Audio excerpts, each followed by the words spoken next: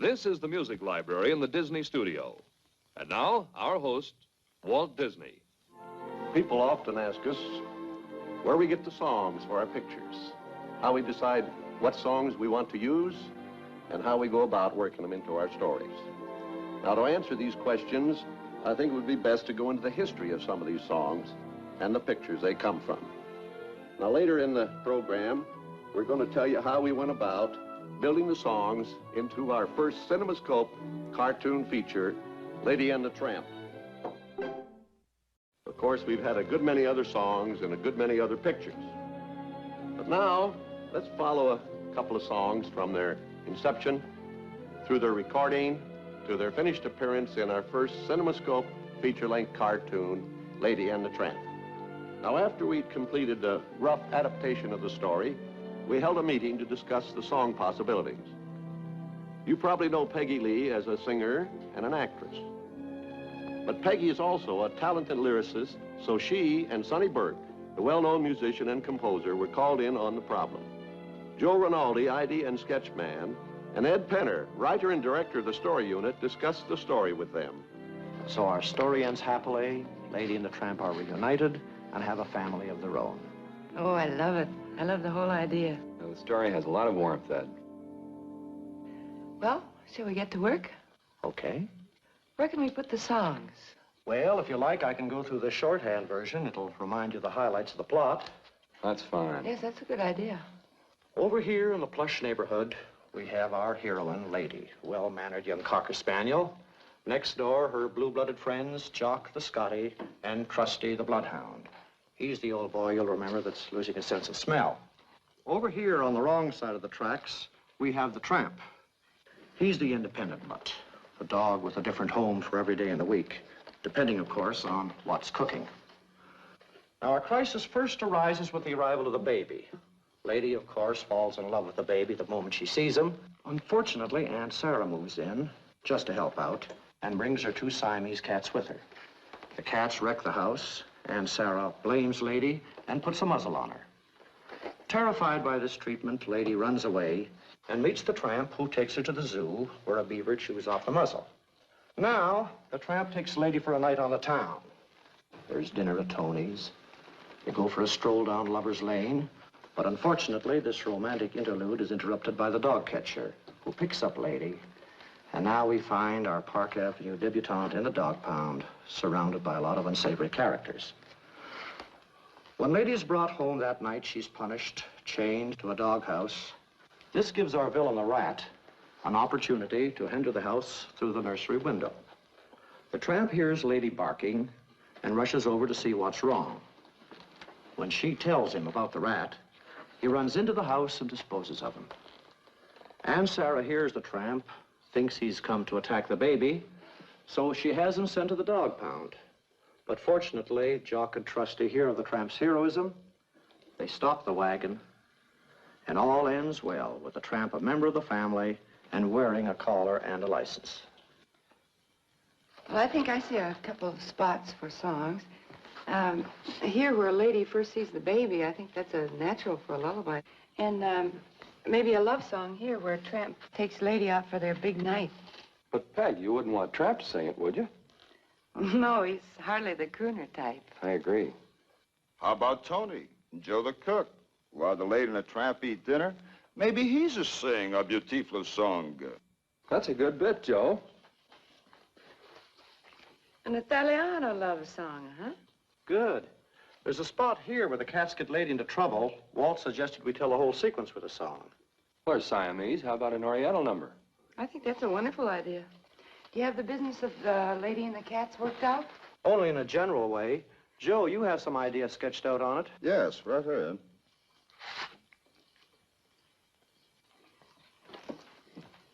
Ooh, they are a couple of villains, aren't they? In a comedy sense, yes. We don't want to make heavies out of them. We just can't keep out of trouble. Like a couple of mischievous kids. That's right. Well, that sounds like fun. Why don't we start with this one? Good. Fine. So Peggy and Sonny went to work. Peg, I think it calls for a certain kind of Oriental rhythm. I think so, too. Maybe something like,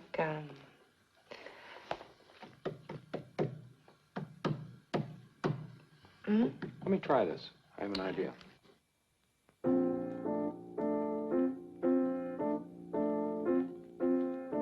Of course, there's more to writing a song than just getting an idea. It generally calls for patience, perseverance, and a lot of thought. It's seldom done in a day. We are Siamese, if you please. We are Siamese, if you don't please. I like that. Is that all right? Fine. They called their number the Siamese Cat Song, a duet for two cats. When the Siamese Cat Song was finished, Peggy and Sonny made a test recording, with Peggy doing the voices of both cats. Now let's have Peggy explain how she sings a duet with herself. It's really very simple if you happen to have a home tape recorder, and also if you can borrow another one from a neighbor, you might have fun trying it yourself. So first, with Sonny accompanying me on the marimba, I'm going to record my voice singing the melody on this machine, and that will be the voice of the first Siamese cat. Are you ready? So. Proceed.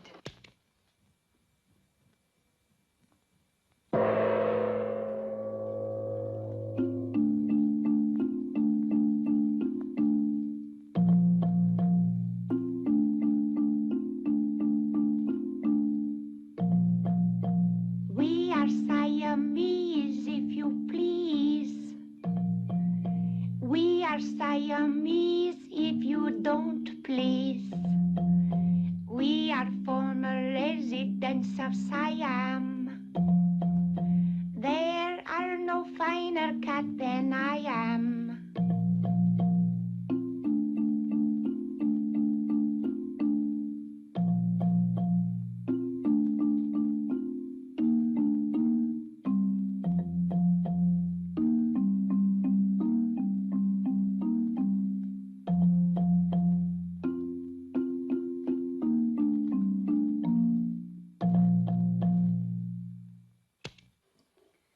Now, while Sonny reverses the tape with the melody on it and runs it back to the starting point, I'll explain the second machine.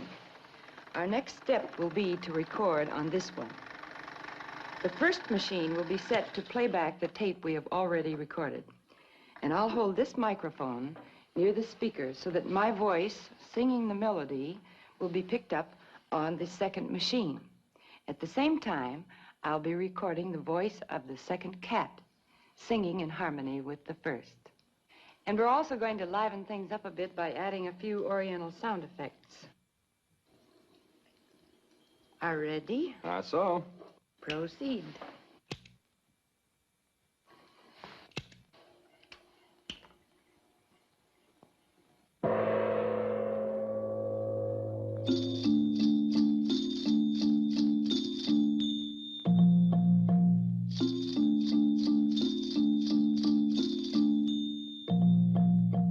We are Siamese, if you please. We are Siamese, if you don't please. We are former residents of Siam.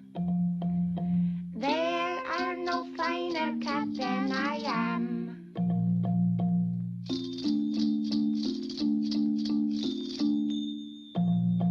We liked Peggy's test so well that we insisted she play both cat parts in the picture.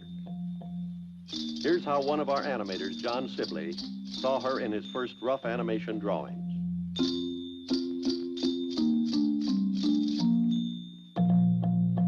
We are Siamese, if you please.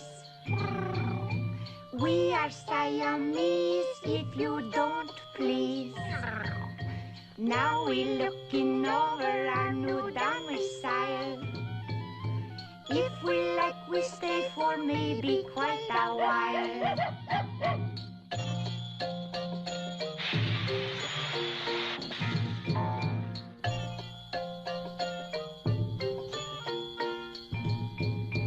Do you see that thing swimming round and round? Yes. Maybe we could reach in and make it dry. If we sneaking up upon it carefully, there will be a head for you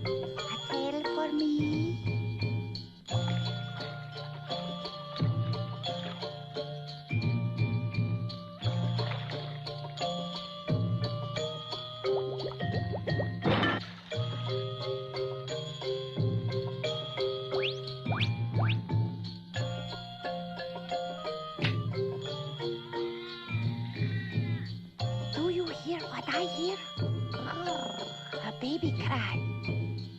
Where we finding baby, there are milk nearby. If we look in baby buggy, there could be plenty milk for you, and also some for me.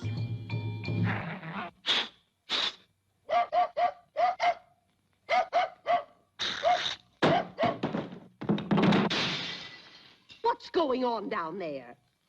Oh, merciful heavens! My darlings, my precious pets!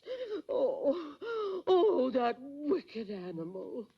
Attacking my poor, innocent little angels. The Siamese cat recording that Peggy and Sonny made was, as we explained, a rough test. Now, our production recordings are much more elaborate. Here on one of our sound stages, we're getting ready to record the opening of the dog pound sequence from Lady and the Tramp. Our animation has been completed and is projected onto a movie screen where it can be seen by our musical director, Oliver Wallace, as he conducts that very talented and versatile group, the Mellow Men.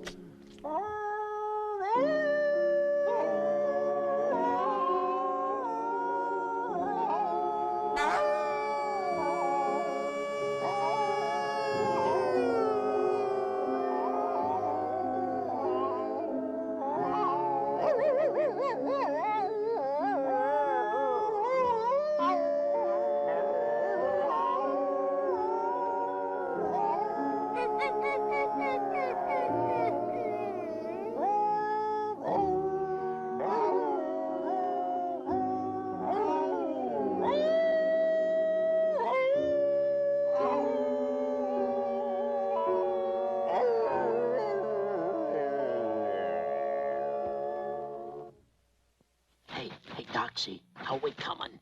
Just one more course and we're out. Okay, on a downbeat.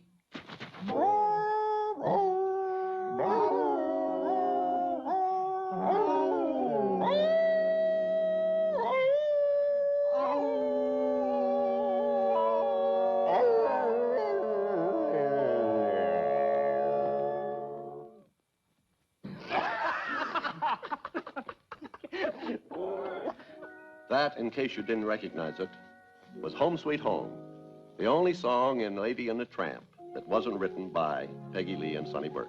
They wrote all the others. Besides the Siamese cat song, they gave us La La Loo, the lullaby Peggy sings in the role of a young mother. La la loo, la la loo, oh my little star sweeper, I'll sweep the stardust for you. La la loo, little soft, fluffy sleeper, here comes a pink cloud for you. La la loo, little wandering angel, hold up your wings, close your eyes. La la loo, and may love be your keeper. La la loo, la la loo, la la loo. There now, little star sweeper. A new Christmas song, Peace on Earth. Silent as the snow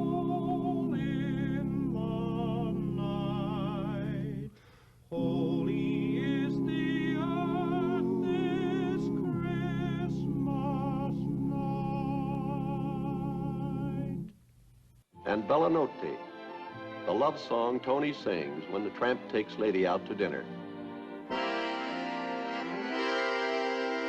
Oh, this is the night, it's a beautiful night, and we call it Bella Notte. Look at the skies, they have stars in their eyes, on this lovely Bella Notte. Side by side with your loved one, you'll find an enchantment here. The night will weave its magic spell when the one you love is near. For this is the night when the heavens are right on this lovely Bella Notte.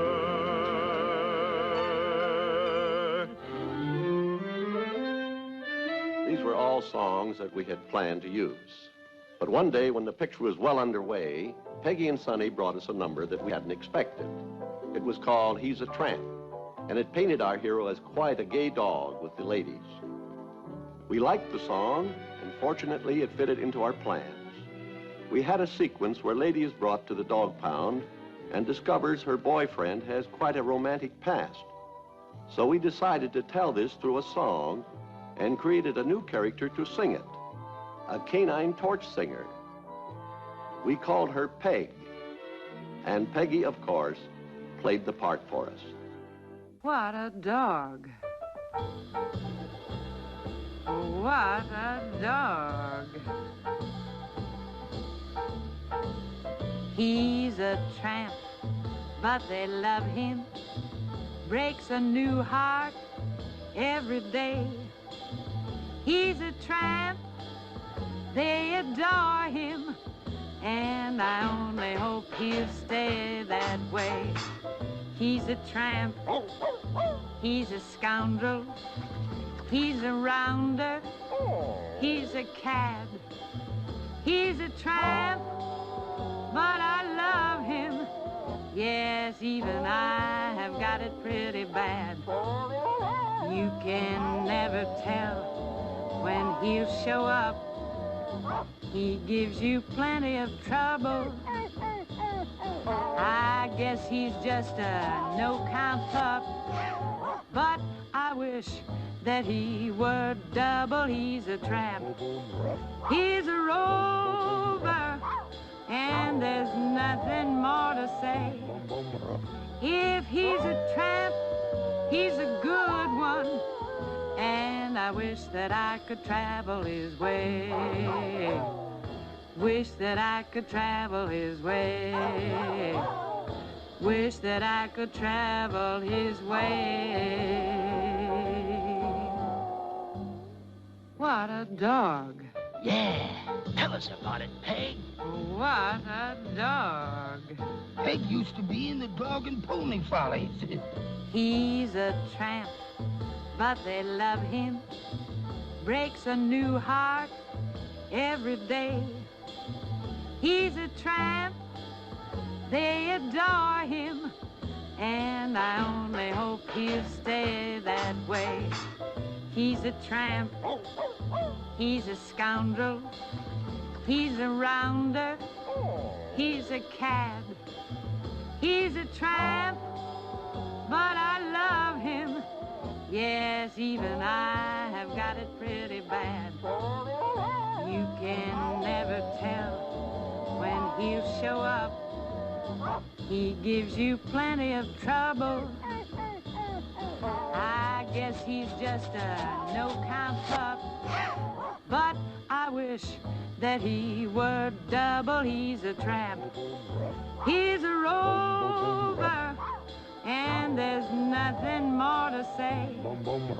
If he's a tramp, he's a good one, and I wish that I could travel his way. Wish that I could travel his way. Wish that I could travel his way. What a dog.